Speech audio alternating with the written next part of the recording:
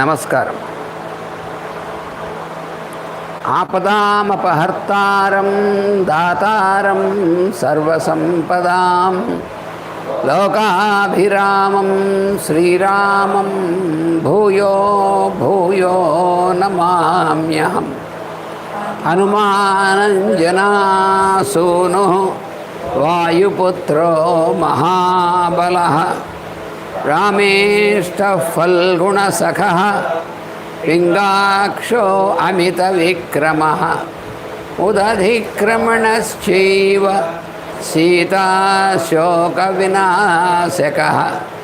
లక్ష్మణప్రాణదాతా చ దశగ్రీవస్య దర్పః ద్వాదశైతాని నామాని కపీంద్రస్య మహాత్మనః స్వాపకాలే పఠేన్నిత్యం యాత్రాకాలే విశేషతః తస్య మృత్యుభయం నాస్తి సర్వత్ర విజయీ భవేత్. తస్య మృత్యుభయం నాస్తి సర్వత్ర విజయీ భవేత్. తస్య మృత్యుభయం నాస్తి సర్వత్ర విజయీ భవేత్. శ్రీరాఘవం దశరథాత్మజమప్రమేయం సీతాపతిం రఘుకులాన్వయరత్నదీపం ఆజానుబాహుమరవిందదళాయతాక్షం రామం నిశాచరవినాశకరం నమామి. రామాయ రామభద్రాయ రామచంద్రాయ వేధసే రఘునాథాయ నాథాయ సీతాయా పతయే నమః. నమోస్తు రామాయ సలక్ష్మణాయ దేవ్యై చ తస్యై జనకాత్మజాయై. నమోస్తు రుద్రేంద్రయమానిలేభ్యో నమోస్తు చంద్రార్కమరుద్గణేభ్యః. తదున్నసం పాండురదంతమవ్రణం శుచిస్మితం పద్మపలాసలోచనం ద్రక్ష్యేతదార్యావదనం కదాన్వహం ప్రసన్నతారాధిపతుల్యదర్శనం. పూజంతం రామ రామేతి మధురం మధురాక్షరం ఆరుహ్య కవితాశాఖాం వందే వాల్మీకికోకిలం. సర్వవేదార్థతత్వజ్ఞం వేదార్థప్రతిపాదకం పురాణసారసర్వజ్ఞం కృష్ణం వందే జగద్గురుం. ఓమస్మద్గురుభ్యో నమః.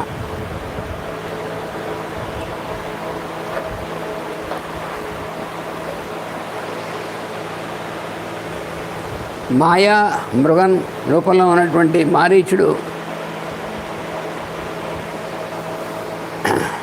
వాడిని ఎలా అయినా సరే వాడి యొక్క చర్మం చాలా బంగారం రంగులో ఉంది, చాలా అద్భుతమైనటువంటి విధంగా ఉంది. ఒకవేళ ఆ మృగం ఆ జింక సజీవంగా దొరక్కపోతే కనీసం దాని చర్మమైనా మనం పట్టుకెళ్తే మనం ఉంటే దాని మీద మనం కూర్చుని మనం జపతపాదులు అవన్నీ కూడా చేసుకోవచ్చు అని అడిగింది సీతాదేవి. ఆ సీతాదేవి అడిగి తప్పనిసరిగా తీసుకురావాలనేటువంటిది చెప్పిన తర్వాత అప్పుడు రాముడు కూడా లక్ష్మణుడితో ఆ మృగం గురించి, ఆ మృగం అనేక ఇవన్నీ గురించి కూడా చెప్తున్నాడు. అంటే మనకి అనుమానం వస్తుంది, పని సీతాదేవి అంటే ఆవిడ సహజమైనటువంటి స్త్రీ సహజమైనటువంటి స్వభావం వల్ల ఆ అపురూపమైనటువంటిది కనబడితే అది కావాలనిపించడం అనేటువంటిది. కానీ మరి రాముడికి తెలియదా? లక్ష్మణుడికే తెలిసింది కదా, వాడు మాయావి అయినటువంటి వాడు, వాడు మారీచుడు, వాడు రాక్షసుడు అనేటువంటిది. రాముడికి తెలియదా? రాముడు నచ్చ చెప్పచ్చు కదా సీతకి, వాడు మారీచుడు, వాడు రాక్షసుడు అని భర్త గారు చెప్తే వినదా? అని ఇవన్నీ సందేహాలు వస్తాయి. కానీ ఇక్కడ చాలా మనకి ఈ సన్నివేశం ఉందే, అసలు మొత్తం రామావతారానికి ఎందుకు ఆయన అవతరించాడు, అమ్మవారు కూడా ఆయనతో కలిసి అవతరించింది కదా. మరి కొన్ని అవతారాల్లో ఆయన ఒక్కడే వచ్చాడు, వామన అవతారం ఉందనుకోండి, ఆయన కూడా వచ్చాడు. ఇక్కడ అలా కాదు, ఆయన అమ్మవారు కాదు, ఆయన అంగభూతాలైనటువంటి వాళ్ళందరూ వచ్చారు. వాళ్ళతో పాటు దేవతాంశంలో ఉన్నటువంటి వాళ్ళందరూ కూడా వచ్చారు. అంతమంది అవతరించారు. అది ఎందుకని విశిష్టమైనటువంటి అవతారం ఇది. ఈ అవతార ప్రయోజనం కూడా అంత విశిష్టమైనటువంటిది. అందుకని మరి సీతాదేవి రావణాసురుడు అపహరించడం అనేటువంటి జరగందే ఈ అవతార ప్రయోజనం నెరవేరదు. అందుకని మరి రాముడికి ఇవన్నీ అయితే మనకు చందమని సందేహం వస్తుంది. రాముడికి అసలు మొత్తం విషయం అంతా కూడా మొత్తం అంతా తెలుసునా? మరి తెలిస్తే మానవుడిగా మామూలు మానవావతారంలో ఉన్నటువంటి వాడికి ఇవన్నీ తెలుస్తాయా? ఇలాంటివన్నీ వస్తాయి. అలా కాదు, మనకి ఇక్కడ జాగ్రత్తగా మనం రామాయణం అంతా వాల్మీకి మహర్షి ఇచ్చినటువంటి దాన్ని పరిశీలిస్తే, వాల్మీకి మహర్షి మొదల నుంచి మనం చెప్పుకుంటున్నాం, ఆయన వాచ్యంగా ఎక్కడ మనకి చెప్పినట్టు ఉండదు. కానీ రాముని యొక్క పరమాత్మతత్వం అనేటువంటిది ఎప్పటికప్పుడు మనకి వ్యక్తం అవుతూనే ఉంటుంది, మనకు కనిపిస్తూ ఉంటుంది. కానీ రాముడు అక్కడ మానవుడుగానే వ్యవహరించాలి. కారణం ఏమిటి? వాడు రావణుడు ఏ వరాలు పొందాడో కూడా చెప్పారు కదా మనకి. వాడు ఎవరెవరి చేత మృత్యువు ఉండకూడదు అనేటువంటిది అన్ని వరాలు పొందాడు. ఒక్క మానవుడు తప్ప మానవుడిని వల్ల మృత్యువు లేకుండా వాళ్ళని అడగలేదు వాడు. కాబట్టి ఇప్పుడు రాముడు మానవుడిగా వ్యవహరించడం అనేటువంటిది తప్పదు. మానవుల్లో ఉత్తమమైనటువంటి మానవుడిగా ఉన్నాడు. ఆయన ఎన్నో ఉన్నటువంటి దివ్య లక్షణాలు ఉన్నాయి. ఆయనలో ఉన్నటువంటివి అపూర్వమైనటువంటి మంచి చాలా అత్యున్నతమైన లక్షణాలు ఉన్నాయి. ఇవన్నీ ఉన్నాయి. అయినప్పటికీ మానవుడిగానే ఆయన వ్యవహరించాలి. లేకపోతే మరి రావణుడిని వధించడం ఎలాగా? రావణ కుంభకర్ణ ఇద్దరు వధింపబడాలంటే మరి అక్కడ మరి తప్పదు. ఆ పైన ఉన్నటువంటి వాడు ఉన్నటువంటి వరాలను బట్టి ఇక్కడ పనిచేయాలి. అందుకని ఇదంతా కూడా బ్యాక్గ్రౌండ్లో ఉంటుంది మనకి. ఇవన్నీ బ్యాక్గ్రౌండ్లో ఉన్నటువంటిది. అందుకనే మనకి ఇవన్నీ ఎలా ఉంటాయంటే, రావణుడికి ఈ వరాలన్నీ ఉన్నాయి. వాడు అడిగినటువంటి వరాలు మరి 10,000 సంవత్సరాలు తపస్సు చేశాడు. ఇంతకుముందే మనం చెప్పుకున్నాం. 10,000 సంవత్సరాలు తపస్సు చేశాడు వాడు. బ్రహ్మగారి దగ్గర నుంచి వరాలు పొందాడు. ఆ వరాల్లో ఇవన్నీ అడిగి చివరి మానవుడు గురించి అడగక్కలే. మానవుడు ఎలాగున్నా నేను చేయలేడు అనుకున్నాడు వాడు. అందుకని మానవుని వదిలేశాడు. మిగతావన్నీ ఏకరవ పెట్టాడు, వాళ్ళు ఎవరి చేత సాగకూడదని. మరి అట్లా ఉన్నటువంటి చెప్పాడు కదా. దాన్ని బట్టి మనం ఇక్కడ రాముడు ఎలా ప్రవర్తిస్తాడు అనేటువంటిది మనం జాగ్రత్తగా చూసుకుంటూ ఉండాలి. మరి రాముడు మానవుడిలాగే దుఃఖించాడు. రాముడు మరి భగవంతుడైన దుఃఖించడం మన భగవంతుడుగా కాదుగా, అక్కడ మానవుడుగా వ్యవహరించాలి. అందుకని ఇవన్నీ ఉంటాయి.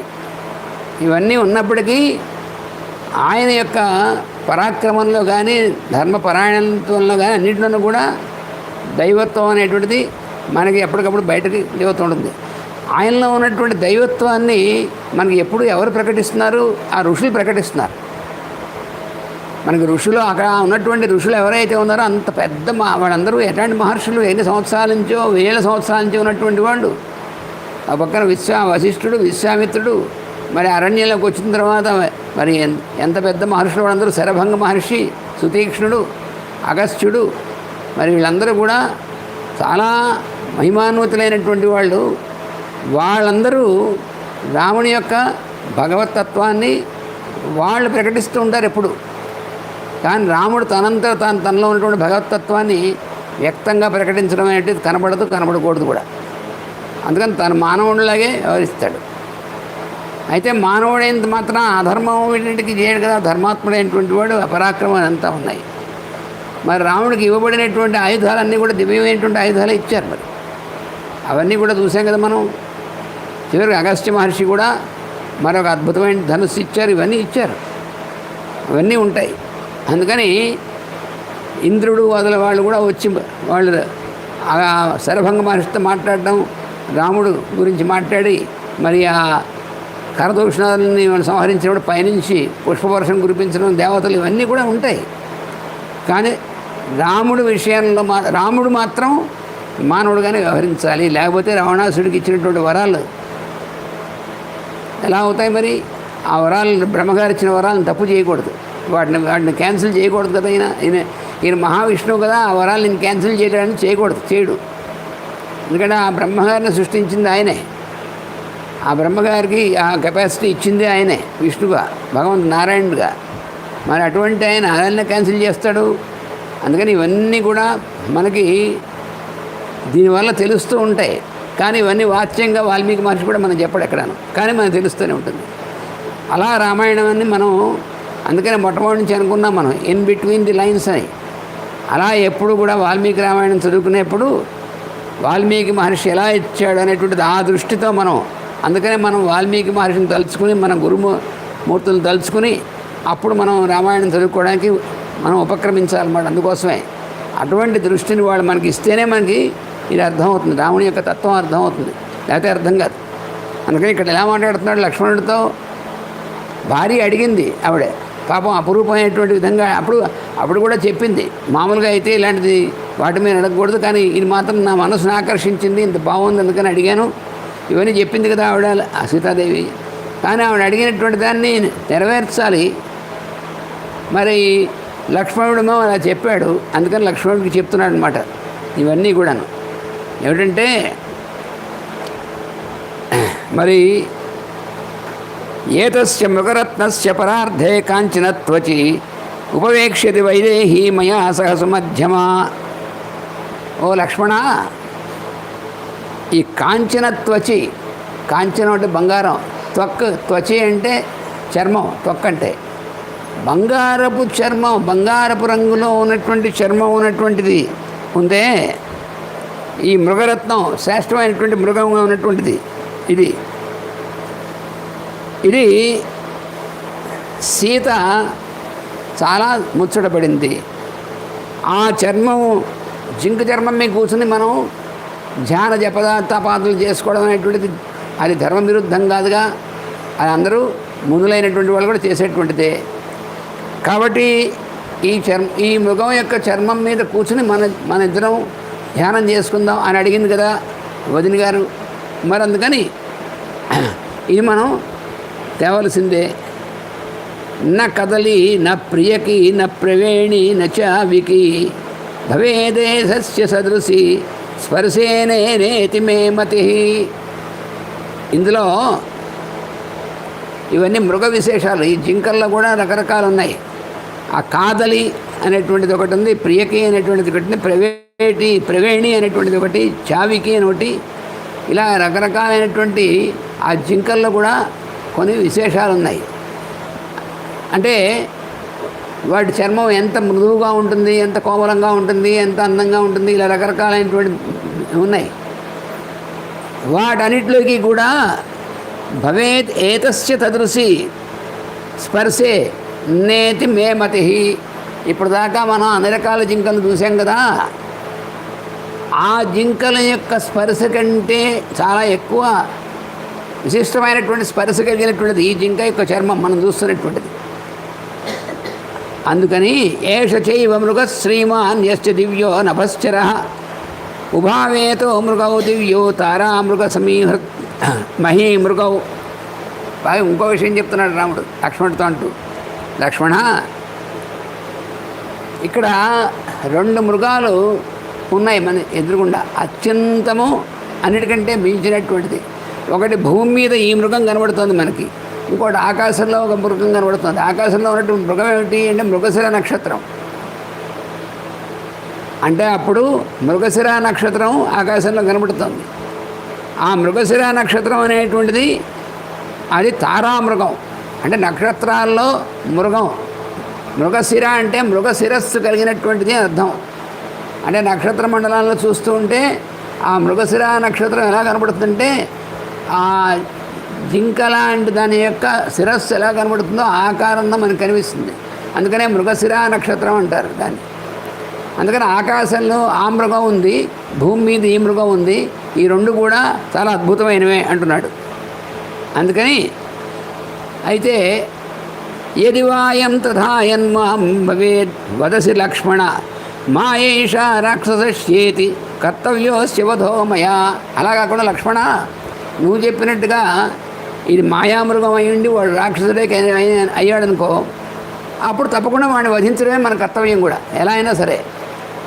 అయితే మృగం దొరకకపోతే మృగాన్ని వధించాను చర్మం తీసుకెళ్దామని అడిగింది కాబట్టి తీసుకురావడమా, లేదా నువ్వు చెప్పినట్టుగా వాడు రాక్షసుడు మాయామృగం అయినటువంటి వాడైతే వాడిని వధించడం అనేటువంటిది మన కర్తవ్యం ఎలా అయినా సరే. నేను వెళ్ళాలిగా వాడు వెనకాల. ఏతేన హింసంసేన మారీచేన కృతాత్మన వనే విచరతా పూర్వం హింసితా మునిపుంగవాహ. ఇక్కడ రాముడు ఎలా అంటున్నాడు చూడండి తమాషాగా. అంటే చాలా ఆ రాముడు మాట్లాడిందంటే ఎట్లా ఉంటుంది చూడండి, అసలు చాలా కష్టం. ఏమంటున్నాడు, ఒకవేళ రాక్షసుడే అయితే వాడిని వధించడం అనేటువంటి మన కర్తవ్యం అంటున్నాడు. ఇప్పుడు ఏమంటున్నాడంటే ఏతేన నృశంసేన, ఈ మారీచుడి చేతనే వీడు చాలా దుష్టుడైనటువంటి వాడు. ఈ మారీచుడు దుష్టుడైనటువంటి క్రూరకర్మం కలిగినటువంటి వాడు ఉన్నాడు వీడు.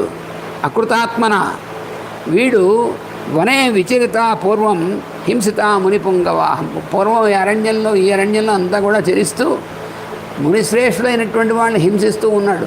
అంటే ఇప్పుడు అర్థం ఏమిటి, వీడు మారీచడం తనకు తెలిసినేగా అర్థం. అది మరి తమాషాగా రాముడు అటు సీతకేమో ఈ లేడీ చాలా విశిష్టమైనటువంటి దాని మీద మన ఇద్దరం కూర్చొని తపస్సు చేస్తుందా, ఓ తప్పకుండా ఈ శ్రేష్టమైనటువంటిది ఈ మృగం, దాని జన్మం మీ కూర్చొని మనం తపస్సు చేసుకోవాల్సిందే అన్నట్టుగా సీతకి అర్థం ఏంటి చెప్పాడు.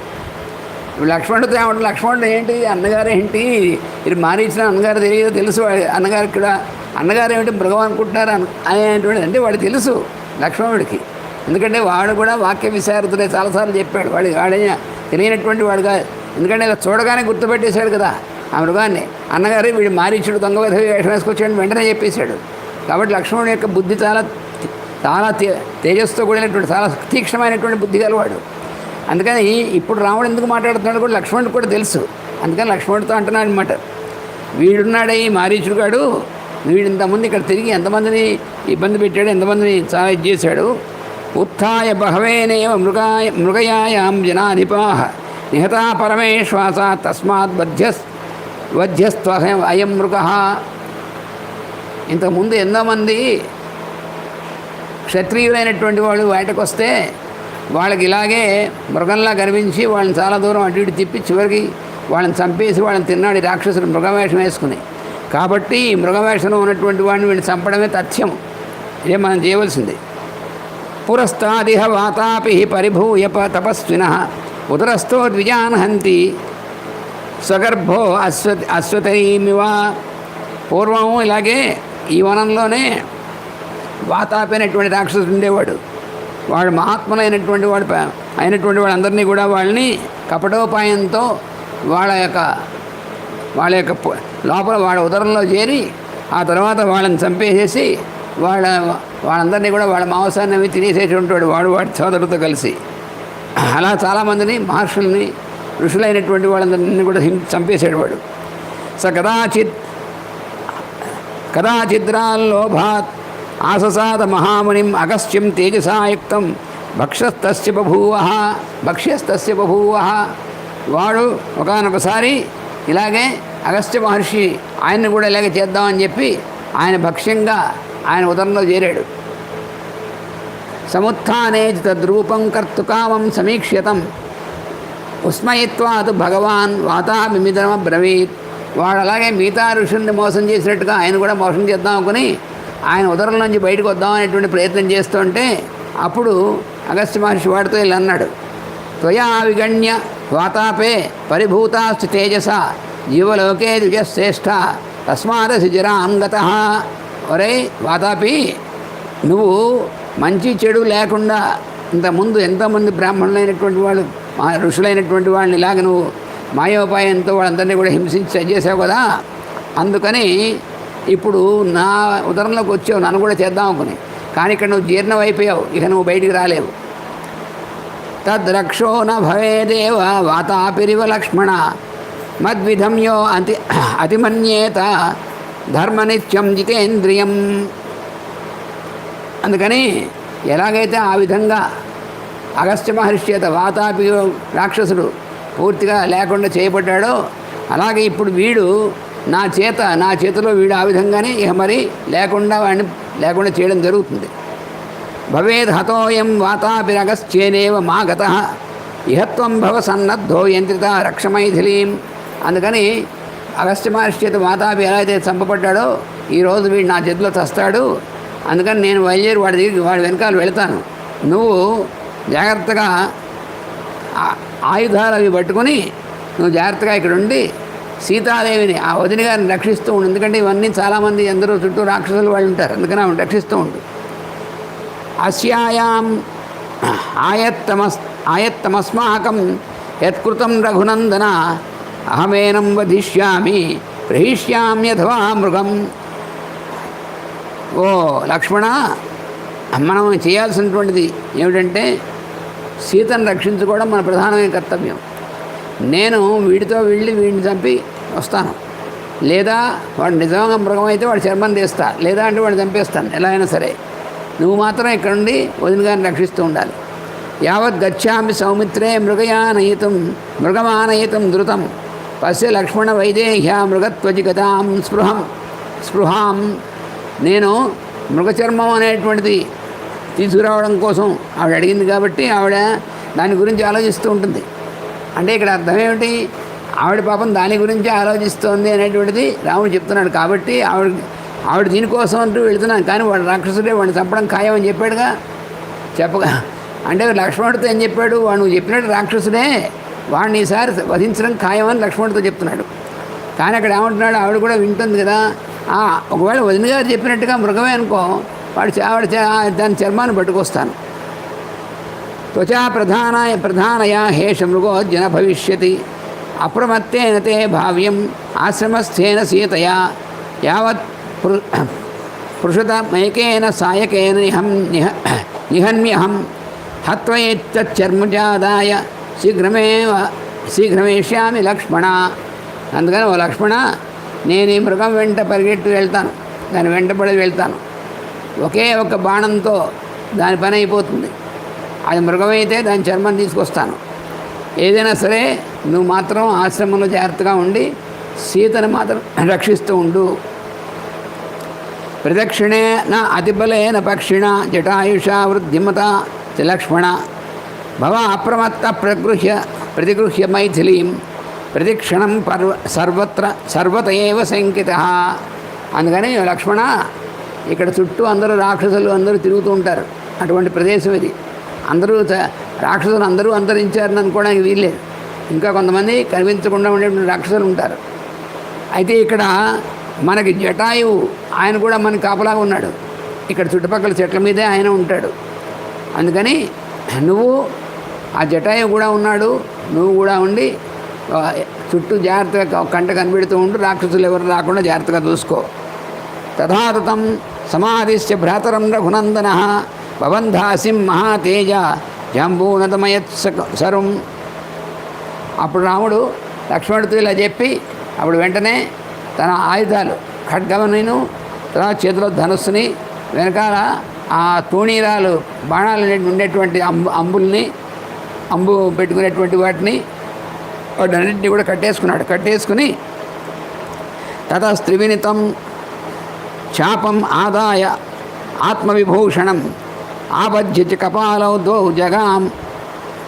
జగామోదగ్రవిక్రమ తం వన్యరాజో రాజేంద్రం ఆపతంతం నిరీక్ష్య వై బభూవ అంతర్హితస్త్రాసాత్ పునః సందర్శనే భవత్. ఎప్పుడైతే రాముడు ఆయుధం పట్టుకుని అలాగా రావడం అనేటువంటిది బయటికి రావడం చూశాడో వీడు మారీచుడు, వాడు భయపడి కొంచెం దాక్కున్నాడు. కానీ మళ్ళీ వెంటనే రాముడు కనిపించాడు. ఎందుకంటే వాడు రావణుడు దూరంగా తీసుకెళ్ళాలి. వాడు మర్చిపోయి రావణుడి గురించి భయపడి దాక్కుని మర్చిపోయాడు ఇంకో రావణాసుడు చంపుతాడు వాడు. అందుకని వాడు జాగ్రత్తగా గుర్తుపెట్టుకున్నాడు, ఎలాగో మనం చావడం ఖాయం ఈసారి. అందుకని రాముడి చేతిలోనే చావాలని కోరుకున్నాడు కదా వాడు. అందుకని కాసేపు కనిపించకుండా దాక్కున్నాడు. అమ్మో రాముడు బయటకు వచ్చాడు, బాబాయ్ వేస్తాడని. కానీ కనిపించక తప్పదు అని మళ్ళీ కనిపించాడు.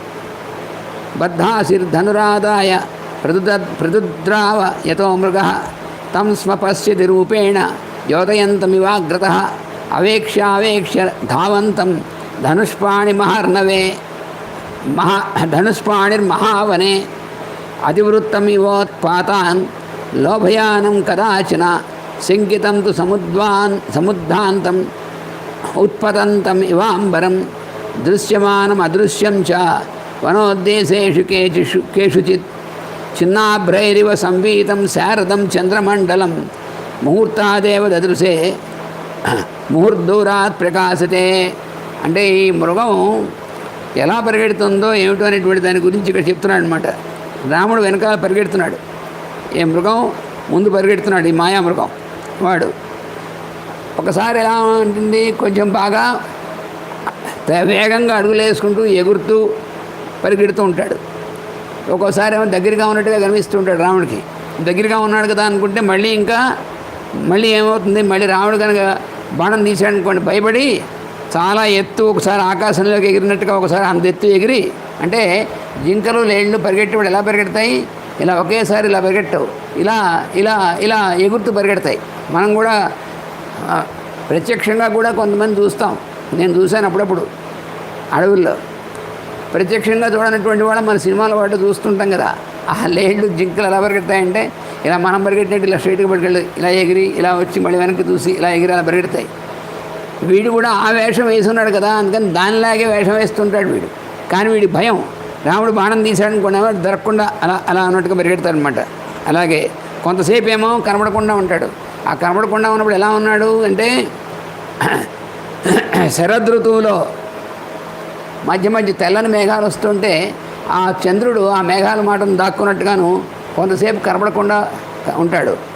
కానీ ఎక్కువసేపు అలా ఉన్నాడు. మామూలుగా వర్ష ఋతువులో ఉన్నటువంటి మేఘాలు నల్లగా కార్మబుల్ని అనుకుంటాయి కాబట్టి అప్పుడు అలాగా ఉండడు చంద్రుడు.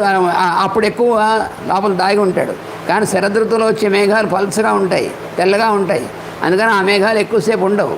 అందుకని కాసేపు అలా ఉన్నా మాటుగా ఉన్నా కాసేపు మళ్ళీ చంద్రుడు బయటకు వస్తాడు. అలాగే వీడు ఈ రాక్షసుడు ఈ మాయామృగమైనటువంటి వాడు కూడా ఎక్కువసేపు దాక్కోవడానికి వీల్లేదు, మళ్ళీ బయటకు వచ్చి మళ్ళీ అలా పరిగెడుతున్నాడు అనమాట. దర్శన అదర్శనైనైవ సోపాకర్షత రాఘవం దూరం ఆశ్రమస్య మారీచో మృగతాంగత. చివరి మారీచుడు వాడు చేయవలసిన పని ఏమిటి రావణుడు చెప్పాడు. వాడిని దూరంగా తీసుకుపోన్నాడు రాముడిని. అందుకని వాడు వెంటనే రాముడు దొరికాడనుకో, వాడు వెంటనే రాముడు అక్కడే చంపేస్తాడు. వాడిని చంపేస్తే అప్పుడు రాముడు తొందరగా వెనక్కి వస్తే అప్పుడు కుదరదు. అందుకని రావణాసుడు చెప్పాడు కదా. అందుకని అలా కనిపించకుండా పరిగెడుతూ రాముడిని చాలా దూరం తీసుకెళ్ళాడు ఆశ్రమం నుంచి. చాలా కూడా రాముడు కొంచెం అలసిపోయాడు.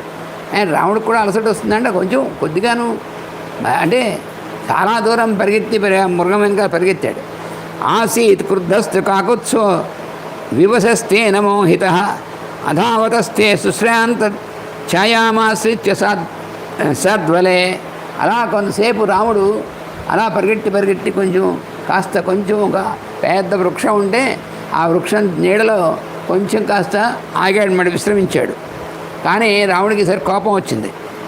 ఆసీత్ క్రుద్ధస్తు కాకుత్సో విశేషస్తేన మోహిత అధావతస్తే సుశ్రాంతం ఛాయామేవ సద్వలే సతు తమున్మాదయామాస మృగరూపో నిశాచర మృగై పరివృతో ధాన్యై అదూరాత్ ప్రత్యదృశ్యత. ఈ లోపల అక్కడ మామూలుగా ఉన్నటువంటి మృగాలు కొన్ని వస్తాయి కదా, కాసేపు ఆ మృగాల గుంపులోకి వెళ్ళిపోయాడు. అరవిడి దుంపలేగా అనుకున్నాడు. కానీ మళ్ళీ ఇంతట్లోకే ఆ మృగాలు అటు ఇటు వెళ్ళిపోతే వీడు మళ్ళీ కనిపించాడు. అలాగనమాట. గ్రహీతు కామన్ దృష్ట్వా తం పునరేవ అభ్యధావత తక్షణాదేవ సంత్రాసాత్ పునరంతర్హితో భవత్. అలా కనిపించాడు కదా అని రావడం అనుకున్నప్పటికీ మళ్ళీ విపరీతమైన వేగంతో ముందు పరిగెడుతున్నాడు అనమాట. పునరేవ తతో దూరాత్ వృక్షఖండాత్ వినిశ్రుత దృష్టా రామో మహాతేజస్తం హంతం కృత నిశ్చయ. ఇలా పరిగెట్టి పరిగెట్టి మళ్ళీ కనిపించి మళ్ళీ పరిగెట్టి ఇలాగ రాముడిని చాలా అటు ఇటు చేస్తుంటే చివరికి రాముడు ఇక లాభం లేదు, వీడిని ఈ బాణంతో వీడిని ఎలా అయినా సరే చంపేయాలని రాముడిని. అంటే ఏమిటి, రాముడు కనుక యుద్ధంలో కూడా ఇంకా వీడిని ఇక చంపేయాలి అనుకున్నాడా, అప్పుడు ఆయన వేసిన బాణం వదలని శత్రువుని చంపేస్తుంది. అప్పటిదాకా చాలా బాణాలతో వేస్తూ ఉంటాడు, వాడు వేస్తుంటాడు, ఇవన్నీ ఉంటాయి కొంతసేపు. కానీ రాముడు కనుక మనస్సులో ఇక వీడిని అంతమందించాలి, ఇక చాలు, ఇక వీడితో అంతమందించాలి అని కనుక నిశ్చయించుకొని బాణం వేశాడంటే ఇంకా అవతల వాడు లేనట్టే. అందుకని ఇప్పుడు రాముడికి నిశ్చయించుకున్నాడు, చాలా దూరం వచ్చేసాము, వీడు ఇంకా దొరకకుండా ఉన్నాడు, అందుకని వీడి సంగతి ఇంకా వీడి ఇంతటితో అంతం చేసేయాలని చేసి అప్పుడు ఏం చేయంటే భూయస్తు శరముద్ధృత్య కుపితస్తత్ర రాఘవ సూర్యరశ్మి ప్రతీకాశం జ్వలంతం అరిమర్దనం. అప్పుడు చాలా రాముడికి కోపం వచ్చినంటే మాత్రం, అందుకే మొట్టమొదటి చెప్పాడు బాలరామాయణంలోనే, కాలాగ్ని సదృశ క్రోధే. కోపం వచ్చిందంటే మాత్రం ప్రళయాగ్ని లాంటి వాడు రాముడు, ఎవడు తప్పించుకోలేడు దాంట్లో. అందుకని అలాగా ఆ రాక్షసుల మీద ఏం చేశాడంటే సూర్యుడి యొక్క ప్రకాశం లాంటి ప్రకాశం ఉన్నటువంటి ఒక బాణాన్ని తీశాడు. ఆ జ్వలంతం, ఆ బాణం అగ్నిలా ప్రకాశిస్తోంది. సంధాయ సుదృఢే చాపే నికృష్య బలవద్బలి. అది బాణానికి ఆ ఇంటి మీద పెట్టాడు, నారి మీద చాలా వెనక్కి లాగాడు బాగా. నారి అంటే ఆ బాణం యొక్క నారి లాగడం అనేటువంటిది చాలా బలంగా లాగాలన్నమాట. ఎంత బలంగా వెనక్కి లాగితే అంత వేగంగా బలంగా వెళుతుంది ఆ బాణం ముందుకి. అలా లాగాడు. తమేవం మృగముద్దిశ్య శ్వసంతమివ పన్నగం ముమోచ జ్వలితం దీప్తం అస్త్రం బ్రహ్మ వినిర్మితం. అప్పుడు బ్రహ్మ ఇచ్చినటువంటి దాన్ని చేసి బాగా లాగి, అప్పుడు అది ఎలా ఉందంటే రాముడు శ్వసన్నివ పన్నగం అంటే పాము ఎలా అయితే బుస కొడుతుందో అలా బుస కొడుతున్నాడు అనమాట. బుస కొడుతూ ఉన్నటువంటి వాడై ఈ బాణాన్ని బాగా లాగి ఒక్కసారి వదిలాడు. వదిలేప్పటికీ శరీరం మృగరూపస్య వినిర్భిత్య శరోత్తమ మారీచస్యైవ హృదయం విభేద అశని సన్నిభా. ఇహ మారీచుడు వేషాలు వేయడానికి అవ్వలేదు. ఈ బాణం ఒక్కసారి వదలడం ఏమిటి, వెళ్ళి వాడి హృదయం వాడి గుండెల్లో చీల్చుకెళ్ళిపోయింది బాణం. ఇంకా మారీచుడు ఇంకా ఏమవడానికి కుదరలేదే. తాళమాత్రం అధోక్లుప్య న్యపతత్స భృశాతుర వ్యనద్ భైరవం నాదం ధరణ్యాం అల్పజీవిత. ఇవాడు మారీచుడు ఏం చేశాడు, ఈ బాణం దెబ్బకి తాడి చెట్టు అంత పైకి ఎగిరిపోయేటవాడు. అంత పైకి ఎగిరి ఒకసారి కింద పడ్డట్టువాడు. చాలా భయంతో ఉన్నాడు వాడు. కింద పడ్డాడు, అయిపోయింది నా పని అనేటువంటి అర్థమైపోయింది వాడికి. మ్రియమాణస్తు మారీచో జహౌతాం కృత్రిమాం తనం.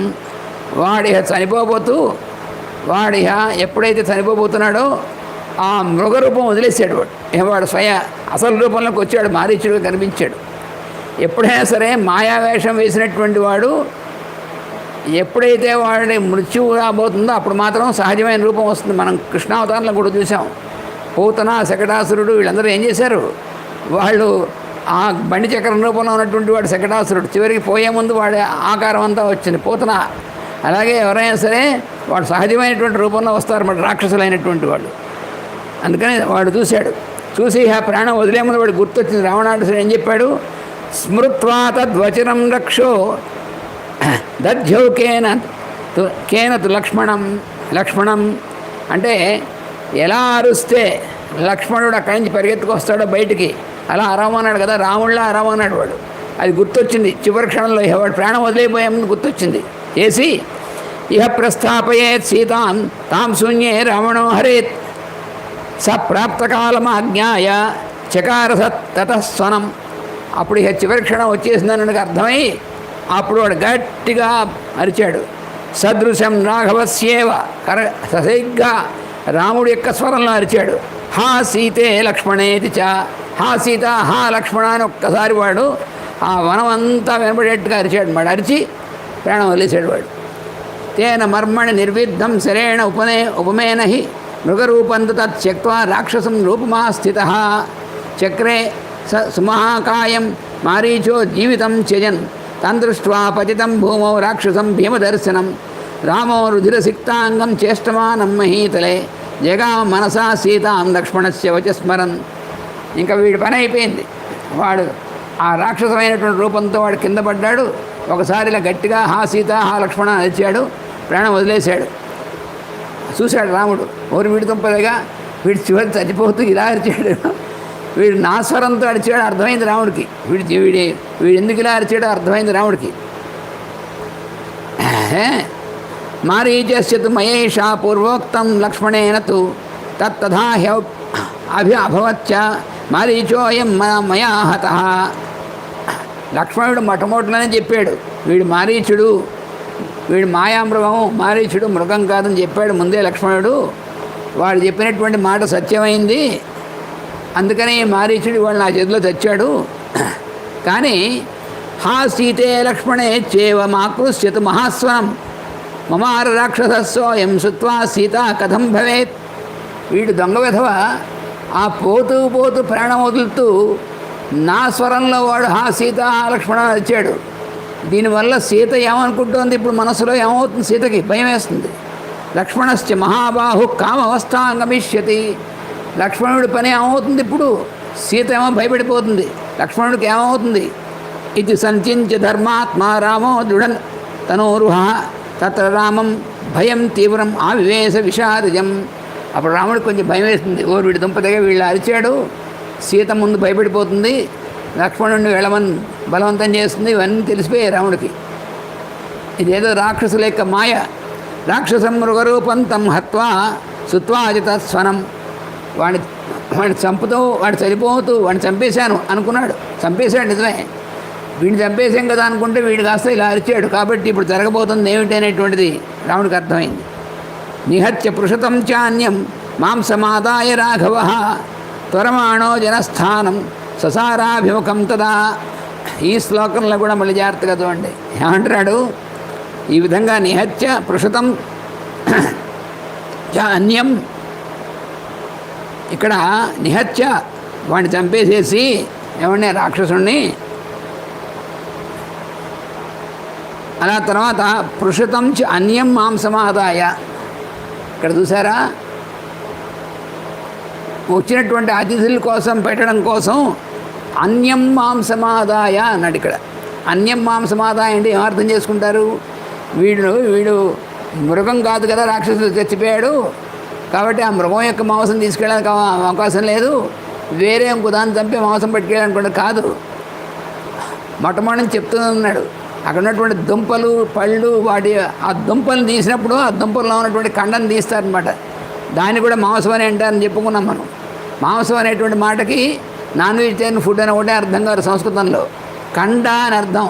ఆ కండ అనేటువంటిది దుంపల్లోనూ పండులోనూ వాడన్నింటిలో మామిడి పండు తింటున్నాం మనం, ఆ మామిడి పండు లోపల కండ ఉంటుంది, దాన్ని కూడా మాంసం అని అంటారు. అందుకని ఇలా రాసినప్పుడల్లా జాగ్రత్తగా చదువుకుపోతే మాత్రం వెంటనే మనం గోతిలో పడతాం. ఆశ్రమానికి ఎవరో వస్తుంటారు అతిథులు, వాళ్ళ కోసం ఈ దుంపలు ఏమి దొరికితే పట్టుకెళ్తూ ఉన్న అలవాటు అనమాట రోజు వీళ్ళకి. అందుకని అది తీసుకుని త్వరమాణో జనస్థానం ససార అభిముఖం తదా, వెంటనే తీసుకుని వెంటనే చాలా వేగంగా పరిగెడుతూ బయలుదేరి ఆశ్రమం వైపుకి వెళ్ళాడు. ఆర్తస్వరంతుతం భర్తుర్విజ్ఞాయ సదృశం వనే ఉవాచ లక్ష్మణం సీత గచ్చ జానీహి రాఘవం. ఎప్పుడైతే భర్త గారి యొక్క ఆర్తస్వరం వినబడిందో సీతకి, వెంటనే లక్ష్మణాను బయలుదేరింది.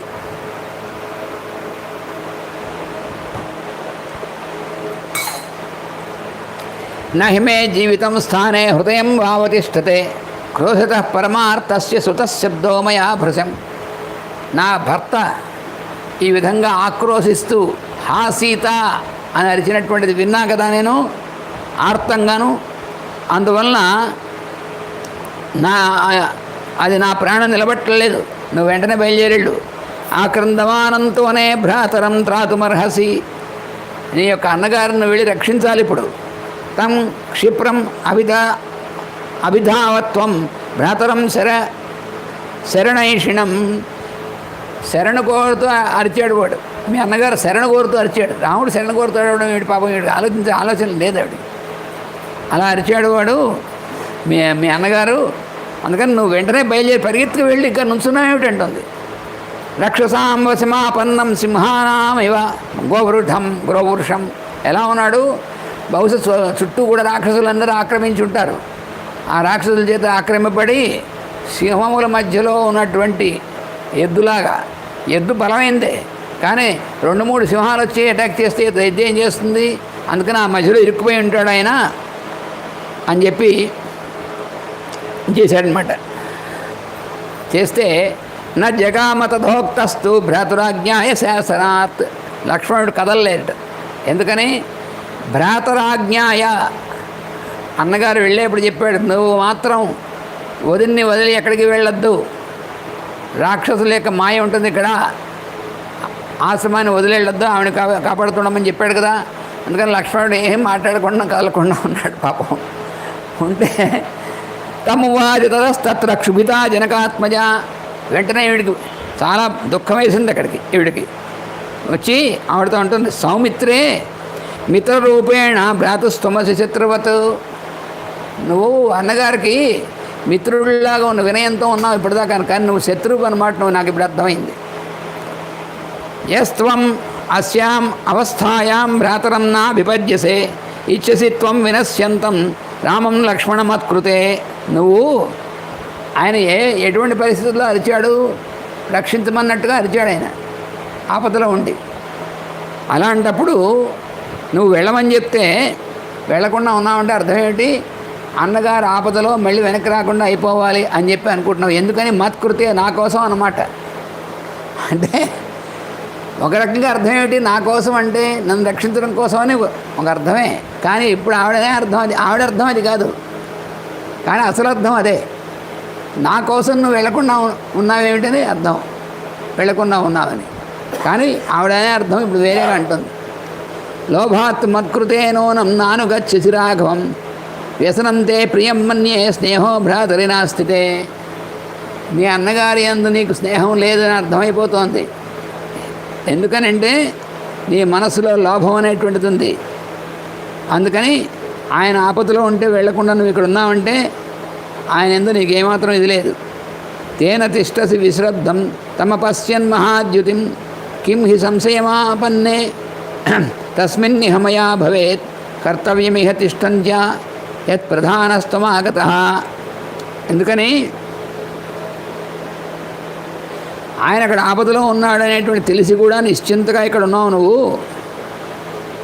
నువ్వు ఆయన నువ్వు ఆయనకి సేవ చేస్తూ ఉండేటువంటి వాడివి, రక్షించేటువంటి వాడివి. అందుకోసం కదా నువ్వు వచ్చావు. నువ్వు ఎందుకు వచ్చావు? అన్నగారిని సేవించడం సంఘటనలో ఉన్న ప్రమాదంలో ఉంది. ఉంటే నువ్వు ఎందుకు వెళ్ళటం లేదు? నువ్వు ఆయన నన్ను రక్షించడం కోసం ఉన్నా అంటావేంటి? పైగాను నువ్వు రక్షించంది ఇప్పుడు ఆయన్నైతే. ఏవం బ్రువాణాం వైదేహీం బాష్పశోక సమన్వితాం అబ్రవీల్ లక్ష్మణస్తస్తాం సీతాం మృగవధూమివ. ఎలా ఉంది ఇప్పుడు సీత? నీళ్లు గారుతున్నాయి, శోకంతో నీళ్లు గారి కళ్ళమ్మడి నీళ్లు కారుస్తూ ఇలా మాట్లాడుతుంటే అప్పుడు లక్ష్మణుడు అన్నాడు, అమ్మా వదిని గారు, పన్నగా అసుర గంధర్వ దేవదానవ రక్షసై అసఖ్యస్తవ వైదేహి భర్త జేతుం న సంశయ. అమ్మా ఓ వైదేహి తల్లి, పన్నగాహ అంటే నాగులు కానీ, అసురాహ రాక్షసులు కానీ, గంధర్వులు కానీ, దేవతలు కానీ ఎవరైనా సరే నీ భర్త గారైనటువంటి మా అన్నగారిని ఎవరు జయించలేరు. తెలుసుకో అమ్మా తల్లి, ఆయన్ని ఎవరు జయించగలిగేది? దేవ మనుష్యేషు గంధర్వేషు పరత్రిషు రాక్షసేషు పిశాచేషు కిన్నరేషు మృగేషు చ దానవేషు చ ఘోరేషు నస విద్యేత శోభనే యో రామం ప్రతియుధ్యేత సమరే వాసవోపమం అవధ్య సమరే రామో నైవంత్వం వక్తుమర్హసి. నువ్వు ఇలా మాట్లాడడం బాగుంది. అసలు దేవతలు కాదు, మనుష్యులు కానీ, దేవతలు కానీ, గంధర్వులు కానీ, పక్షులు కానీ, రాక్షసులు కానీ, పిశాచాలు కానీ, కిన్నరులు కానీ, జంతువులు కానీ, దానవులు కానీ ఏ రకమైనటువంటి వాళ్ళైనా సరే రాముడికి ఎదురుపడి ఆయనతో తలపడినటువంటి వాడు బతికుంటాడు అసలు. ఆ సంగతిని అసలు రాముడు అవధ్యుడు, ఎవరి చేతిలోనూ వధింపబడేటువంటి వాడు కాదు. తెలుసుకోకుండా అలా మాట్లాడతావేమిటి నువ్వు అంటున్నాడు. నువ్వు ఇలా మాట్లాడకూడదు, తప్పు అంటున్నాడు లక్ష్మణుడు. నత్వం అస్మిన్ వనే హాతుం ఉత్సహే రాఘవం వినా అనివార్యం బలం తస్య బలైర్బలవతామపి త్రిభిర్లోకై సముదితై శేశ్వరై సామరైరపి హృదయం నివృత్తం తే అస్తు సంతాపశ్చితాం తవా. ఈ భయంకరమైనటువంటి అరణ్యంలో నిన్ను ఒంటరిగా వదిలి వెళ్ళమంటే ఎలా వెళ్తామమ్మా? ఎందుకంటే రాముడు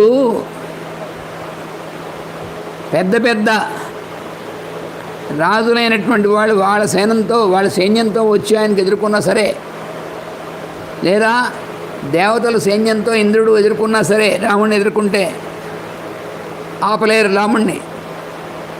అందుకని సంతాపం వదిలి శాంతంగా ఉండు, నువ్వు అనవసరమైనటువంటి ఆందోళన చెందొద్దమ్మా అని చెప్తున్నాడు. ఆగమిష్యతితే భర్త శీఘ్రం హర్త్వా మృగోత్తమం. ఆ మృగాన్ని, మాయామృగాన్ని చంపేసేసి వేగంగా వస్తున్నాడు నీ భర్త. నసతస్య స్వరో వ్యక్తం న కశ్చిదపి దైవత. ఆ అరిచినటువంటి స్వరం వాడిదిగా, అది మన అన్నగారిది కాదు, అర్థం చేసుకోను. గంధర్వ నగర ప్రేక్ష మాయా తస్య చ రాక్షస. ఆ రాక్షసుడు మాయామయ కలిగినటువంటి వాడు. అందుకని ఇక్కడ ఉన్నటువంటి వాళ్ళు రాక్షసులు వీళ్ళందరూ కూడా మాయాబలం కలిగినటువంటి వాడు. అందుకని వాళ్ళు ఎలా అయినా కదా అరవగలరు. న్యాసభూతాసి వైదేహి న్యస్తామయి మహాత్మన రామేణత్వం వరారోహే నత్వాం చెక్తుం ఇహోత్సహే. అందుకని ఇప్పుడు మనం విన్నటువంటి స్వరం అన్నగారిది కాదు, అది కృత్రిమంగా అరిచాడు వాడెవడో రాక్షసుడు మన్ని మోసం చేయడానికి. అందుకని నువ్వు ఆందోళన పడకుండా ఉండు. రాముడు నాకు అప్పచెప్పి వెళ్ళాడు నిన్ను రక్షించమని. నా రక్షణలో ఉన్నటువంటి దాన్ని నేను వదిలేసి నేను ఆయన చెప్పినటువంటిది వినకుండా వెళ్తే ఎలాగవుతుందమ్మా? నేను ఒంటరిగా వదిలేసి వెళ్తాను. కృతవైరాస్య కళ్యాణి వయమేతై నిశాచరై ఖరస్య నిధనే దేవి జనస్థానవధం ప్రతి. మనం కరుడు, ఆ రాక్షసులు మొదలైనటువంటి వాళ్ళందరినీ చంపినప్పటి నుంచి కూడా ఈ రాక్షసులు మన మీద పగబట్టి ఉన్నారు.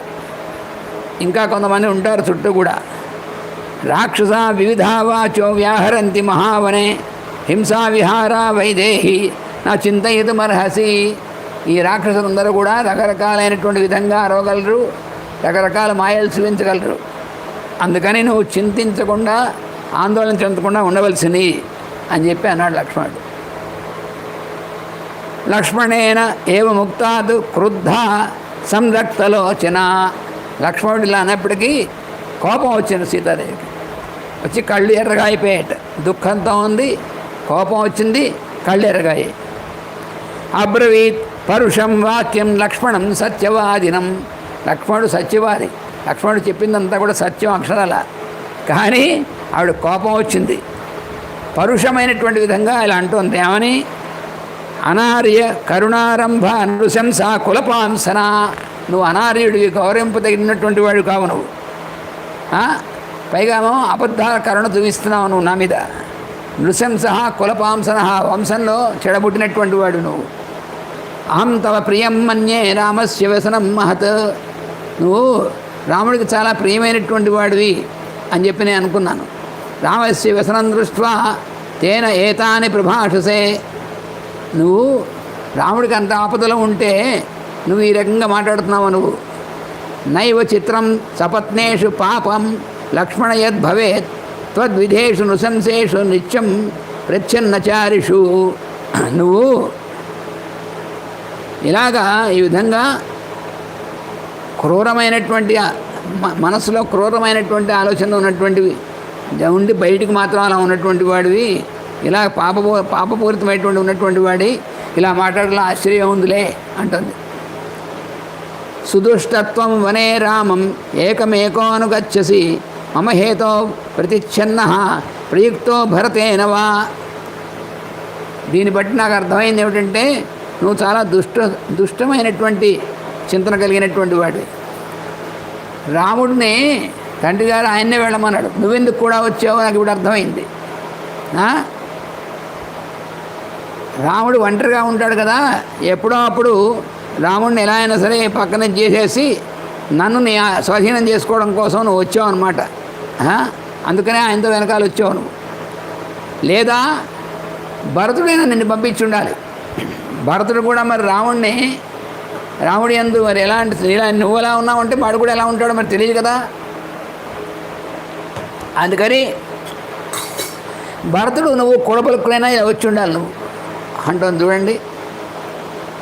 తన్న సిద్ధ్యతి సౌమిత్రే తవాపి భరతస్య వా కథమిందీవరశ్యామం రామం పద్మనిభేక్షణం ఉపసంసృత్య భర్తారం కామయేయం పృథగ్జనం. కానీ గుర్తుపెట్టుకో, నువ్వు కానీ భరతుడు కానీ గుర్తుపెట్టుకోండి, రాముడు తప్ప ఇంకెవరి యందు నా మనస్సు అనేటువంటిది ఉండదు. రాముడి కంటే వేరే పురుషుల్ని ఎవరిని కూడా నేను మనసులో భావించను. సమక్షం తవ సౌమిత్రే ప్రాణాన్ శిక్ష్యాం అసంశయం రామం వినా క్షణమపి నైవ జీవామి భూతలే. రాముడు లేకుండా ఈ భూమి మీద ఒక క్షణం కూడా నేను జీవించి ఉండను. గుర్తుపెట్టుకో, రాముడు దానికి లేకపోతే నేను వెంటనే శరీరం వదిలేస్తాను. ఇత్యుక్త పరుషం వాక్యం సీతయా రోమహర్షణం. సీత పలికినటువంటి మాటలకి రోమహర్షణం అంటే రోమాలు నిక్కబడుచుకున్నాయి. రోమాలు ఎప్పుడు నిక్కబడుచుకుంటాయి? చాలా సంతోషం కలిగినప్పుడు కానీ, చాలా దుఃఖం కలిగినప్పుడు కానీ, చాలా భయం కలిగినప్పుడు కానీ, అలాంటప్పుడు నిక్కబడుచుకుంటాయి. అందుకని ఇక్కడ లక్ష్మణుడికి వాడికి అసలు పాపం ఎలా ఏమిటి ఇలా మాట్లాడుతుంది, ఏం చేయాలి ఇప్పుడు, ఎంత ఘోరం. అప్పుడు మళ్ళీ లక్ష్మణుడు అన్నాడు, అబ్రవీల్ లక్ష్మణ సీతాం ప్రాంజలిం స జితేంద్రియ. చూసారా, వాల్మీకి మహర్షికి లక్ష్మణుని గురించి చెప్తా ఉన్నాడు. జితేంద్రియ, వాడు జితేంద్రియుడు. ఈవిడ పొరపాటుగా అలా మాట్లాడుతుంది కానీ వాళ్ళలో ఏ రకమైనటువంటి మనశ్చాంచల్యం లేదని చెప్పడం కోసం జితేంద్రియ అనే పదాన్ని వేశాడు. చూసారా శ్లోకంలో లక్ష్మణుడిని ఇప్పుడు అంటున్నాడు సీతాం ఏమని, ప్రాంజలి నమస్కారం చేసి అమ్మ నమస్కారం చేసి ఉత్తరం నోత్సహే వక్తం దైవతం భవతి మమ. అమ్మా నువ్వు మాట్లాడిన దానికి నీకు సమాధానం ఏం చెప్తాను నేను. నువ్వు నాకు చాలా ఆరాధ్యమైనటువంటి దాని వదినంటే తల్లి. బయలుదేరేప్పుడు మా అమ్మగారు ఏం చెప్పింది, నీ అన్నగారు నీకు తండ్రి, మీ వదిన గారు నీకు తల్లి అని చెప్పిందా? నువ్వు నాకు తల్లిదండ్రి దానివి కదా, నువ్వు నాకు ఆరాధ్య దైవం అయినటువంటి దానివి కదా, నేను నీకు తిరిగి ఏం అనగలను, నువ్వేమన్నా సరే నేనేం తిరిగి అనగలనమ్మా నిన్ను. వాక్యం అప్రతిరూపంతు నా చిత్రం స్త్రీషు మైథిలి స్వభావస్థేష నారీణాం ఏషు లోకేషు దృశ్యతే. అంటే ఇక్కడ లక్ష్మణుడు అంటున్నాడు, అంటే మానవుల్లో సహజంగా స్త్రీల్లో ఉండేటువంటి లక్షణాన్ని చెప్తున్నాడు. అమ్మా, ఈ విధంగా ప్రతికూలమైనటువంటి మాటలు ఉన్నాయి చూసావా, ఈ రకంగా నువ్వు మాట్లాడడం అనేటువంటిది పెద్ద ఆశ్చర్యం లేదు ఇలా మాట్లాడడం అంటున్నాడు. ఎందుకనంటే ఈ లోకంలో స్త్రీల యొక్క స్వభావం ఒక్కొక్కసారి ఒక్కోలా ఉంటుంది, మారిపోతూ ఉంటుంది. ఏం చేస్తాం, భయం వేసినప్పుడు ఒకలా ఉంటుంది, మంచి వాళ్ళే కానీ వాళ్ళకి భయం వేసినప్పుడు లేదా దుఃఖం వచ్చినప్పుడు వాళ్ళు ఏమంటారో వాళ్ళకి తెలియదు, ఏం చేస్తామమ్మా. అందుకని నువ్వు మాట్లాడినటువంటి నాకేమీ ఆశ్చర్యం కాదు. విముక్త చపలాస్తీక్ష్ణ భేదకరా స్త్రియ నసహే హి దృశం వాక్యం వైదేహి జనకాత్మజే శ్రోత్రయోర్భయోర్మధ్యే తప్తనారాజ సన్నిభం. అమ్మా, స్త్రీలు సాధారణంగా ఇలాంటి సన్నివేశంలో ఉన్నప్పుడు మనశ్చాంచల్యం కలుగుతుంది, అప్పుడు క్రూరంగా మాట్లాడతారు. తర్వాత ఒక్కోసారి ఇంట్లో భయంకరమైన పరిస్థితి తీసుకొస్తారు అలా మాట్లాడడంలో. అందుకని నువ్వు ఇలా మాట్లాడావు, కానీ నువ్వు మాట్లాడినటువంటి మాటలు ఎలా ఉన్నాయంటే బాగా నిప్పులో కాల్చినటువంటి నా చెవులకి నిప్పులో కాల్చినటువంటివి లోపల చెవులో పెడితే ఎలా ఉంటుందో అలా ఉన్నాయి. నువ్వు అలా మాట్లాడుతున్నా ఏం చేయను నేను? ఉపశృణ్వంతు మే సర్వే సాక్షిణో హి వనేచరాహ. ఇంకా అంటున్నాడు లక్ష్మణుడు, ఓ వనచరులారా మీరందరూ వినండి, మీరందరూ సాక్షులు ఇక్కడ. న్యాయవాది యథావాక్యముక్తోహం పరుషంత్వయ ధిక్త్వమాతిక్త్వామద్య వినశ్యంతీం యన్మావేవం విశంకసే స్త్రీత్వా దుష్టస్వభావేన గురువాక్యే వ్యవస్థితం గచ్చామి యత్ర కాకుత్స స్వస్థితే స్తువరాననే. అమ్మ ఇంక నేను చేయగలిగింది ఏం లేదు. ఇంక నువ్వు ఇలా మాట్లాడిన తర్వాత నేనేం చేస్తాను? ఇంక నేను రాముడి దగ్గరికి వెళ్ళడం తప్పదు. నీ ఆజ్ఞమని ఇలా చేసావు నువ్వు. కానీ అద్య వినశ్యంతీం యన్మామేవ విశంకసే, నన్ను ఈ రకంగా నువ్వు శంకించావు. నువ్వు అలా అన్యాయంగా నన్ను ఈ రకంగా శంకించావు, ఈ విధంగా మాట్లాడావు. స్త్రీత్వా దుష్ట స్వభావేన, ఆ స్త్రీ యొక్క చాంచలమైనటువంటి మనస్సు అనేటువంటి స్వభావం వల్ల నువ్వు ఇలా మాట్లాడావు. కానీ నీకు రాబోతుంది ఆపద అని చెప్తే నీకు అర్థం కావట్లేదు. ఏం చేస్తాం? నేను ఎందుకు కదలకుండా ఉన్నాను? గురువాక్యే, అన్నగారి యొక్క ఆజ్ఞ వల్ల. ఆయన చెప్పి వెళ్ళాడు నాకు, ఎట్టి పరిస్థితుల్లోనూ వదిన గారిని వదిలి బయటికి వెళ్ళొద్దు ఆశ్రమంలో అని చెప్పాడు ఆయన నీ ఎదురుకుండానే. ఆయన చెప్పినటువంటి ఆజ్ఞ వల్ల కదలకుండా ఉంటే నువ్వేమో ఇలాగా మాట్లాడుతున్నావు, ఇలా ఆజ్ఞాపించావు. సరే, నీకు శుభం కలుగుగాక, అంతకంటే నేను చేయగలిగింది ఏం లేదు, ఇదిగో బయలుదేరుతున్నాను అన్నాడు. మరి ఏం చేస్తాడు పాపం అని ఆ వనంలో ఉన్నటువంటి దేవతలతో వాడితో ప్రార్థిస్తున్నాడు. రక్షంతు త్వాం విశాలాక్షి సమగ్ర వనదేవత. ఈ వనదేవతలు అందరూ కూడా నిన్ను రక్షించుగాక. నిమిత్తాని ఘోరాణి అని ప్రాదుర్భవంతి మే.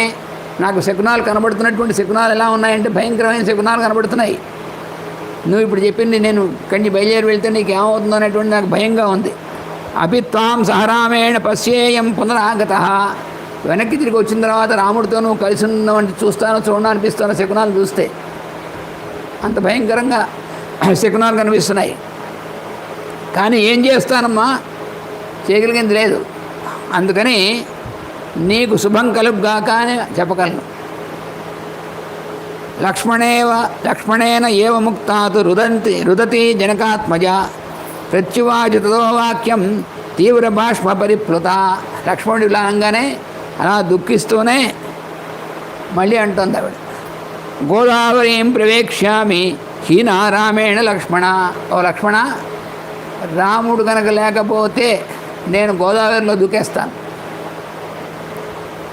ఆబంధిష్యే అథవా చక్షే విషమే దేహమాత్మన. లేదా నేను ఊరేసుకునైనా సరే శరీరాన్ని వదిలేస్తాను రాముడు కనుక కనబడబోతే. పిబామి వా విషం తీక్ష్ణం ప్రవేక్ష్యామి హుతాసనం. లేదా భయంకరమైనటువంటి విషాన్నైనా తాగేస్తాను, లేదా అగ్ని చేసుకుని అగ్నిలో దూకేస్తాను. నత్వహం రాఘవాదన్యం కదాపి పురుషం స్పృహే. రాముణ్ణి తప్ప ఇంకెటువంటి ఏ పరపురుషుణ్ణి కూడా నేను అలా భావించను. ఇది లక్ష్మణమాశ్రుత్య సీతా శోక సమన్విత పాణిభ్యాం రుదతి దుఃఖాత్ ఉదరం ప్రజఘానః. ఇలా లక్ష్మణుడితో అని గట్టిగా దుఃఖిస్తూ చేతులతో పొట్ట మీద ఇలా బాధేసుకుంటుంది అప్పుడే ఆవిడ. ఓరి లక్ష్మణుడు ఏం చేస్తాడు పాపం. ఇంక కనుక అడుగు బయట పెట్టకపోయాడా ఈవిడి లోపల ఏం అఘాయిత్యం చేస్తుంది తెలియదు. వెళదామంటే రాముడు చాలా చెప్పాడు, ఏం చేస్తాడు? తాం ఆర్తరూపాం విమనా రుదంతీం సౌమిత్రిరాలోక్య విశాలనేత్రాం ఆశ్వాసయామాస నచైవ భర్తుస్తం భర్తారం తం భ్రాతరం కించిదువాచ సీత. ఆవిడ విమన, మనస్సు సరిగ్గా లేదు ఆవిడికి. రుదంతి, ఏడుస్తోంది. సౌమిత్రి చూశాడు ఆవిడ ఎలా ఉందో ఆ విధంగా ఉందని చూశాడు. ఆవిడ్ని ఓదార్చడం కోసం ప్రయత్నించాడు, కానీ సాధ్యం కాలేదు. ఎలా చెప్పినా ఆవిడ వినేటువంటి స్థితిలో లేదు. అంటే లక్ష్మణుడు కనుక ఇంకా అడుగు బయటికి పెట్టి బయలుదేరకపోతే ఈ లోపలే ఆవిడ ఈ చెప్పినటువంటి దాంట్లో ఏదైనా చేసేసుకున్నట్టుంది ఆవిడ. ఇంకప్పుడు లక్ష్మణుడు ఇంక అసలు ఆ స్థితిలో ఎలా ఉంటాడు వాడు? రాముడేమో ఆజ్ఞాపించాడు, వదిలిని వదిలి బయటికి వెళ్ళొద్దు, ఆశ్రమంలోనే ఉండి రాక్షసులు మాయా చుట్టుపక్కల ఉన్నారు రాముడు చెప్పాడు. ఈవిడ చెప్తే అర్థం చేసుకోదు, పైగా ఈ రకమైనటువంటి మాటలు మాట్లాడుతుంది. ఇప్పుడు రాముడు వచ్చే లోపల ఈవిడ ఏమో ఊరో వేసుకుని అయిపోయిందనుకోండి, అప్పుడు అసలు మొదటికే మోసం వస్తుంది. ఎట్లాగే ఏం చేస్తాడు వాడు? ఆ పరిస్థితిలో ఉన్న లక్ష్మణుడు. తతస్తు సీతాం అభివాద్య లక్ష్మణ కృతాంజలి కించిదభిప్రణమ్య అవేక్షమాణో బహుశ సమైథిలీం జగామ రామస్య సమీపమాత్మవాన్. ఇక చేసేది లేక సీతాం అభివాద్య ఆవిడకి అక్కడి నుంచే పాదాలు నమస్కారం పెట్టుకున్నాడు, దూరం నుంచే. ఇప్పుడు దగ్గరికి కూడా వెళ్ళడానికి పాదాలు ముట్టుకోవడానికి కూడా వీల్లేదు. అలా దగ్గరికి వచ్చాడంటే నువ్వు మీదకి వస్తున్నావు అంటే మరి ఎలా ఉంటుంది వాడికి? భయం పడిపోవచ్చు. మళ్ళీ అసలు పైకే చూడడు. లక్ష్మణుడి యొక్క లక్షణం అది. రోజు అన్నగారికి ఆ వదిన గారికి పాదాలు నమస్కారం చేసుకుంటాడు. పొద్దున్న లేచిన తర్వాత అర్చన చేసుకుంటాడు. వాళ్ళని తల్లిదండ్రులాగా అర్చన చేసుకుంటాడు. వాళ్ళని దేవతామూర్తులా అర్చన చేసుకుంటాడు. అలాంటి వాడు లక్ష్మణుడు. అందుకనే తర్వాత వస్తుంది మనకి ఆభరణాలు చూసి సీత అవునా కదా గుర్తుపట్టమంటే నాకు తెలియదు. ఆవిడ వేసుకునేటువంటి నూపురాలు మాత్రం కాళ్ళకి వేసుకునే అందెలు మాత్రం ఆవిడే అని తెలుసు. ఎందుకంటే రోజు నమస్కారం చేసుకునేప్పుడు కనబడేటువంటి అందెలు తప్ప ఆవిడ మెళ్ళలో ఏం పెట్టుకుంటుంది, తలలో ఏం పెట్టుకుంటుంది అవన్నీ నేను చూస్తాను చూడన్నాడు. అలాంటి వాడు లక్ష్మణుడు. అలాంటి వాడిని ఎలాంటి మాటలు మాట్లాడి పంపించేసింది ఆవిడ. చివరికి ఏం చేశాడు? నమస్కారం చేసి ఆ దేవతలందరికీ కూడా నమస్కారం చేసుకుని అయ్యా మీరు కాపాడండి ఆవిడని చెప్పి ఇక రాముడు ఎక్కడున్నాడో అటు వెళ్ళడం కోసం బయలుదేరాడు. ఇంక మరి ఈవిడ ఆజ్ఞనైనా పరిపాలించాలి. ఆయన ఆజ్ఞను ఎలాగో ఈయన అతిక్రమించిన వాడు అవుతాడు, రాముడి యొక్క ఆజ్ఞను అతిక్రమించిన వాడు అవుతాడు. మరి ఈవిడ ఆజ్ఞను పరిపాలించాలి. ఏం చేస్తాడు వాడు? తథా పరుషముక్తస్తు కుపితో రాఘవానుజ స వికాంక్షన్ భృశం రామం ప్రతస్థే నచిరాదివా. ఈ విధంగా పాపం మనసులో ఈయనకి ఎంతో బాధ వచ్చింది. అయ్యయ్యో ఇలా భయంకరంగా మాట్లాడింది వదిన గారు అని. సరే ఏం చేస్తాడు? అందుకని వనదేవతలను ప్రార్థించాడు, రావణ్ణి ప్రార్థించుకున్నాడు మనసులో. వదిన గారికి నమస్కారం చేసుకుని ఆవిడ బాగుండాలి, ఆవిడకి ఏం అవ్వకూడదు అనుకుంటున్నాడు. కానీ ఓ పక్కన శకునాలు కనిపిస్తున్నాయి. లక్ష్మణుడు సర్వశాస్త్రాలు తెలిసినటువంటి వాడు. ఆ కనిపించే శకునాలను బట్టి అర్థమవుతున్న తర్వాత ఏం జరుగుతుందో తిరిగి వచ్చేప్పటికి వదిన గారు కనపడకపోవచ్చని ముందే అర్థమైంది వాడికి. ఏం చేస్తాడు అయితే మాత్రం? ఎందుకని అంత ఘోరంగా ఆ విధంగా లక్ష్మణుడిని శంకించి ఎందుకు పంపించింది సీత అని మనకి తర్వాత ఇక్కడ ఇంకోటి ఉందండో. చాలామంది నాకు అర్థమవుతుంది, చాలామంది చూస్తున్నటువంటి వాళ్ళు చాలా ఉత్కంఠతో ఎదురు చూస్తున్నారు. ఏమని? మరి లక్ష్మణ రేఖ గీకుండా వెళ్ళిపోయాడు. లక్ష్మణ రేఖ గిష్మణ రేఖ ఇందులో లేదు అసలు. వాల్మీకి రామాయణంలో లక్ష్మణ రేఖ గీసి వెళ్ళాడు అనేటువంటిది లేనే లేదు. వేరువేరు రామాయణాల్లో వేరువేరు రకంగా రాస్తారు. అది మనకి మనం చెప్పుకుంటున్నటువంటిదే వాల్మీకి రామాయణం. అంటే ఏమిటి? రామకథ జరుగుతున్నప్పుడే ఉండి ప్రత్యక్షంగా దృష్టితో చూస్తూ ఉన్నది ఉన్నట్టుగా రికార్డు చేసినటువంటి హిస్టారికల్, అంటే ఇది ఇతిహాసం, మొట్టమొదటి ఇతిహాసం. అందుకని ఎక్కువ ప్రామాణికమైనటువంటి గ్రంథం వాల్మీకి రామాయణం. అందుకని ఇందులో ఉన్నటువంటిదే మనకి ప్రమాణం అనేటువంటిది అనుకున్నట్లయితే మరి మిగతా వాళ్ళు ఎందుకు రాశారంటే భక్తితో రాస్తారు. మిగతా రామాయణంలో కొన్ని విషయాలు భక్తితో రాశారు, తప్పులేదు. ఏదో ఒక రామాయణంలో రాశారు ఏమని? అసలు రావణాసురుడు తీసుకెళ్ళి నిజమైన సీత కాదు అని రాశారు కొంత రామాయణం. ఎందుకని? సీత మీద అంత భక్తి, పరపురుషుడు ఆవిడని స్పృశించవచ్చా, తప్పు కదా అని నెంపలేసుకుని అలా ఉండకూడదు అని చెప్పి వాళ్ళు పాపం రాశారు. ఏమని? ఆవిడ అంతకుముందు ఆ అనసూయాదేవి ఆశ్రమంలోకి వెళ్ళినప్పుడు ఆ అనసూయాదేవి అసలు సీతను అక్కడ చేసేసి మాయాసీతను సృష్టించి ఈ ఆభరణాలని మాయాసీతకి ఇచ్చింది. అందుకని అప్పటి నుంచి కూడా మాయాసీత కూడా ఉంది. రావణాసురుడు తీసుకెళ్ళింది మాయాసీతని అని. వాల్మీకి రామాయణంలో అటువంటి ఏమీ లేదు. అక్షరాల అసలు సీతనే తీసుకెళ్ళేటవాడు రావణాసురుడు. అందుకని లక్ష్మణరేఖ అది ఏం రాయలేదు. లక్ష్మణరేఖ మనం ఏదో ఇళ్లలో మనం రాసుకుంటున్నాం. ఇప్పుడు బొద్దింకలు రాకుండా చీమలు రాకుండాను అది లక్ష్మణరేఖ రాసుకుంటున్నాం మనం. అంతేగాని లక్ష్మణుడు ఏ రేఖ రాయలేదు. వాడు రాముడు చెప్పింది విని ఇక్కడ ఉందాం అనుకున్నాడు. ఈవిడ భయంకరంగా మాట్లాడి పంపించేసింది. మరి ఏమిటి మాయ అంటే? మరి సీతకు తెలియదా? తెలీదు. అదేమిటి మరి? మరి ఆవిడ లక్ష్మీదేవి యొక్క అవతారం కదా, కావచ్చు. కానీ ఇక్కడ సీతగా మానవ స్త్రీగా అప్పుడు ఆ పరిస్థితిలో ఇది తిరిగిపోవచ్చు. అంటే మనకి వెనకాల కనిపించేటువంటిది ఏమిటంటే, అల్టిమేట్గా మనం గుర్తుపెట్టుకోవాల్సింది ఏమిటంటే, సీత రావణాసురుడితో వెళ్ళకపోతే ఏం జరుగుతుంది? లక్ష్మణుడు ఇక్కడ ఉన్నాడు, రావణాసురుడు ఎత్తుపోలేడు. రావణ యుద్ధం ఇక్కడే జరిగిందనుకోండి, ఈ జనస్థానంలోనే, రావణాసురుడు ఎలాగైనా చేస్తాడు. కాకపోతే కరుడు దూషణం తేలిక చావడు, కానీ చేస్తాడు. కానీ వాడు ఒక్కడే చేస్తాడు. మరి కుంభకర్ణుడు ఏమవ్వాలి? మరి మిగతా కోట్ల మంది రాక్షసులు ఉన్నారు, వాళ్ళందరికీ ముక్తి రావద్దు. పైగా లంకా నగరం దూషితం అయిపోయింది ఈ రావణాసురుడు వీడితో ఉన్నటువంటి రాక్షసుల వల్ల. ఆ దూషితమైనటువంటి లంకా నగరం తర్వాత పవిత్రం అవ్వాలంటే అమ్మవారు అడుగు పెట్టాలి అక్కడ. ఎన్ని విషయాలు ఉన్నాయి, ఇవన్నీ మనకి వాల్మీకి రామాయణంలో చెప్తున్నాం కదా. వాచ్యంగా చెప్పడం అంటే చెప్పడు, కానీ మనకు అర్థమవుతూ ఉంటాయి. ఇప్పుడు మనకు అర్థం కాలే, ఇప్పుడు మనకి అలా అర్థమవుతూ ఉంటాయి. అందుకని ఇప్పుడు ప్రవేశిస్తాడు రాక్షస రాజు అయినటువంటి రావణాసురుడు ప్రవేశిస్తాడు. ఎందుకంటే లక్ష్మణుడు అలా వెళ్ళిపోయాడు. వాడు అక్కడ కాసుకుని రెడీగా ఉన్నాడు, సిద్ధంగా ఉన్నాడు వాడు. లక్ష్మణుడు బయటికి ఎప్పుడు వెళ్తాడని చూస్తున్నాడు. పంపించేసింది వీడు. ఇంక వాడు వస్తాడు. ఏం జరుగుతుందో మనం రేపు చూద్దాం. స్వస్తి ప్రజాభ్య పరిపాలయంతాం న్యాయేన మార్గేణ మహీం మహీషాః గోబ్రాహ్మణేభ్యः శుభమస్తు నిత్యం.